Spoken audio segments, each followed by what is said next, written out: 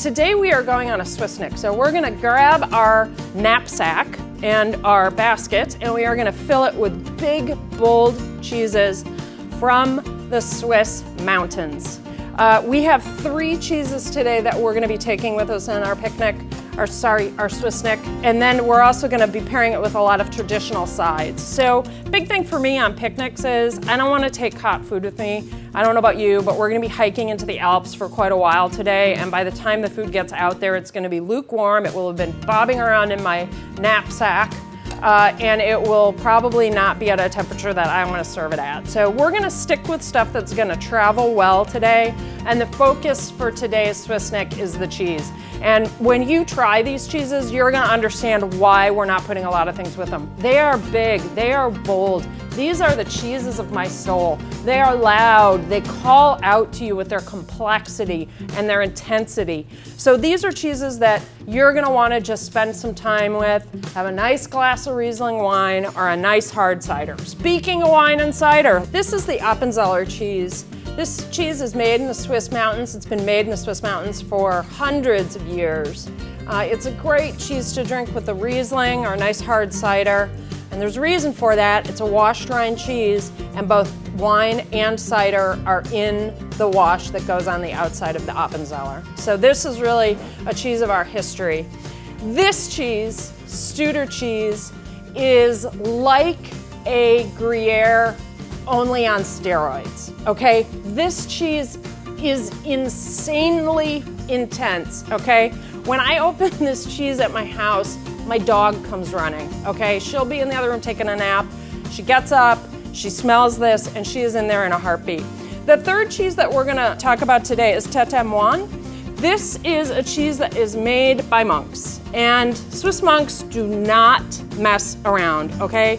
They are men of conviction, and this cheese is a cheese of conviction. Normally, what you would serve this with is something called a girole, and it's a wooden base. It's got a piece of wood on it that's holding the cheese in place, and then there's a thin knife that rotates around the top of the cheese, and you just shave off something that looks almost like a rose. It's such an intense cheese that you don't want a big chunk of it. It's not a cheese we're gonna cube. So we're going into the Swiss Alps today, so we're not taking our girole with us because that's a little cumbersome. We're gonna take this instead, which is a cheese wire, a portable cheese wire. So we're gonna cut into that in a second. I'm gonna show you that. But before we do that, I wanna talk a little bit about some of the traditional accoutrements and what you want to think about when you go out. If you're headed into the Alps, you don't want to get there and have forgotten something. So make sure that you come prepared. I take my nice little picnic basket rucksack here. It's got all my plates and all my serving utensils, a blanket, and a nice place for my Riesling over on the side. And speaking of Riesling, classic fresh white wine that goes very well with these cheeses. If you're not into wine, the other thing that I love is a hard cider. That's my personal favorite. Bubbly, effervescent, dry, just a gorgeous accompaniment.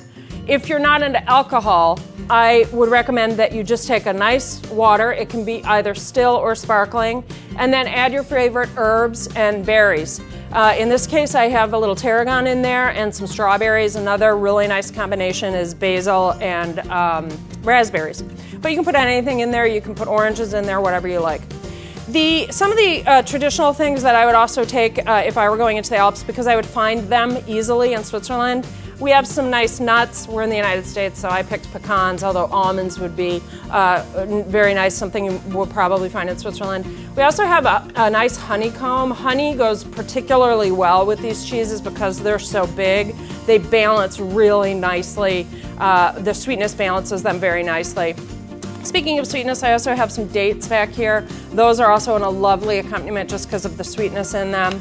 We've got a little salami, hard sausage that goes very nicely with it, some cornichons, and then of course some olives. So those are all things that you can pack in your rucksack with you when you go. But I want to show you just a little bit of how I would handle this cheese if I was going on a picnic. And obviously I would not take this entire thing because I'm not going to eat that much cheese, and I don't think you are either, and we're not going to have 60 people with us on our picnic. It's just you and I on a nice picnic together. so we don't need that much. And I open that and it is just, woo, mama. Gorgeous cheese though. Just look at that beautiful, beautiful piece of cheese. Really lovely. Okay, so I'm gonna take just a little bit off the top here, just to show you the inside of the cheese. Get an idea what we're working with here. Very nice rind. You can see again, it's aging in. Beautiful, beautiful rind of cheese. And then you can use the wire, very similar to what you would do with the girolle. So with the girolle, it would actually go around. I'm gonna take off a little bit of this because there's still a little bit of rind. With most of these cheese wires, a couple words of advice on these. They can break, and they have two sides. I was actually using the wide side, and I think I want to use the thinner side. Last thing we take with us when you come to visit us in Wisconsin, we like these big cheeses. You need something to cut through them. When I went to culinary school, my French chef said that French chefs live so long because they balance all the fat and butter and cream that they eat with red wine. Swiss do a similar thing, but we're gonna do some Kirschwasser. So just a little shot of Kirschwasser.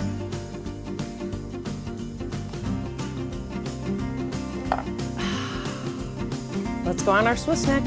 Here we are, off to go find the monks in the Swiss Alps.